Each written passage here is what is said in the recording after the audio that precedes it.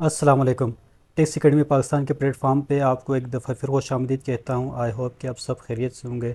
अच्छे कि जल्दी से एक नई अपडेट आपको देना चाह रहा हूँ। 22 अप्रैल 2024 को BR ने एक सर्कुलर इशू किया है। उसमें उन्होंने एक्सप्लेनेशन दी है मुख्तलिफ़ क्वेरीज़ की कि जो बैलेंस शीट डालनी थी उसके हवाले से कौन सी बैलेंस शीट डालनी है, किस तारीख की बैलेंस शीट डालनी है, किस साल की बैलेंस शीट डालनी है, तो वो उन्होंने इस पर एक्सप्लेन किया है।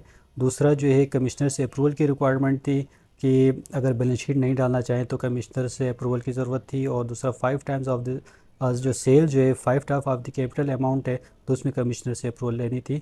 तो इसके हवाले से उन्होंने इसमें एक्सप्लेनेशन दिए। तो पहला हम ये देखते हैं कि जो बैलेंस शीट के हवाले से ये देखते हैं कि कौन से साल की बैलेंस शीट डालनी है। तो उन्होंने क्लियरली ये जो पॉइंट नंबर 3 है उसमें उन्होंने क्लियर किया है कि 30 जून 2023 की आपने बैलेंस शीट डालनी है और फर्दर मज़ीद कोई बैलेंस शीट डालने की ज़रूरत नहीं है। अगर उसमें मज़ीद चेंजेस आते हैं तो फिर आपको उसको सिर्फ अमेंड करना है, मज़ीद दोबारा से अपलोड नहीं करना है, दोबारा से डेटा फिल नहीं करना अनलेस एंड अनटिल कि कोई इसमें चेंज ना आए। तो ये है इसकी क्लेरिफिकेशन कौन सी बैलेंस शीट डालनी है।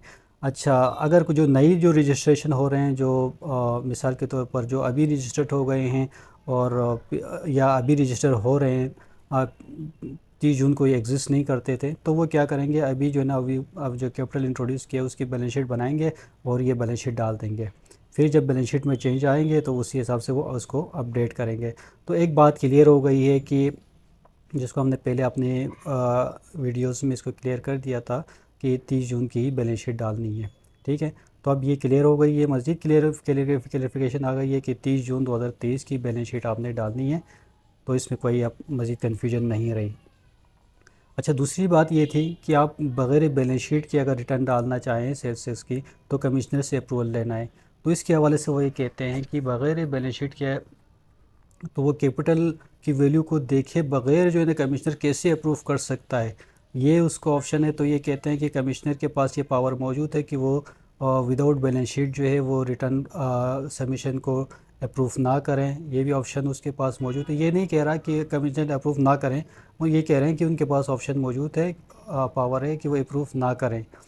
तो इसकी एक्सटेंशन में वो ये भी कह रहे हैं कि ये कैसे पॉसिबल हो सकता है कि ओनर जो बिज़नेस चला रहे हैं उसको अपनी फाइनेंशियल पोजीशन की हेल्थ मालूम ना हो या फाइनेंशियल पोजीशन मालूम ना हो कि उसके पास कितना कैपिटल है, ये मालूम ना हो। ये मुमकिन नहीं है क्योंकि वो बिज़नेस ओनर है।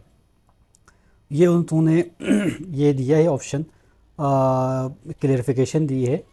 तो ये क्लेरिफिकेशन कितनी हद तक ठीक है नहीं है आप खुद फैसला कर लीजिएगा। बहरहाल ये है कि आपको कमिश्नर से अप्रूवल लेनी है। कमिश्नर से वो कमिश्नर आपका जो एप्लीकेशन है अप्रूवल वो रिजेक्ट भी कर सकते हैं।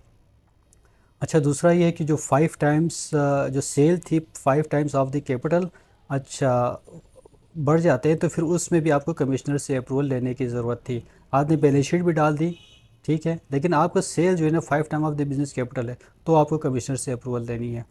तो इस सूरत में ये है कि अगर कमिश्नर सेटिस्फाई हो जाता है आपकी जो डिक्लेरेशन से तो वो ज़ाहिर है वो अप्रूव करेंगे। अदरवाइज़ अगर कमिश्नर ये सेटिस्फाई हो जाता है कि भाई आपने कैपिटल भी नहीं बताया और आपने उस लोन की अमाउंट भी नहीं बताई और आपने जो क्रेडिट परचेज़ किया है वो भी आपने नहीं बताया, कुछ नहीं बता सकते, या बैंक से फाइनेंसिंग की है वो आप नहीं बता सकते, तो इसका मतलब जो है ना वो सस्पिशियस हो जाएगा।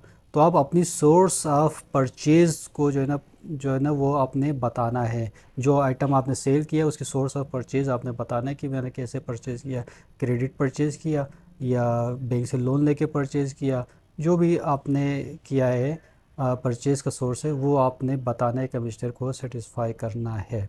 अदरवाइज़ इस ट्रांजैक्शंस को, सेल्स को सस्पिशियस माना जाएगा और डिसअप्रूव किया जाएगा और कमिश्नर ये कर सकते हैं।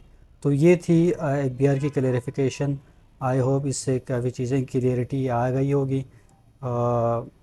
तो आप करें, अपनी रिटर्न फाइल कर दें। और बैलेंस शीट कहाँ से फ़ाइल करनी है ये भी उसमें उन्होंने अलग से एक टैब दिया हुआ है, ये भी मैं आपको थोड़ी सी बता दूं। वो आप IRS लॉगिन हो जाएंगे और प्रोफाइल में जाके जो है ना वहाँ पे बैलेंस शीट ऐड करने का ऑप्शन है, वहाँ से आप बैलेंस शीट सेव करेंगे। तो आई होप कि आपकी बैलेंस शीट सेव फाइल हो जाएगी, अदरवाइज़ उस पर कोई और इशू ना आए। थैंक यू, अल्लाह हाफ़िज़।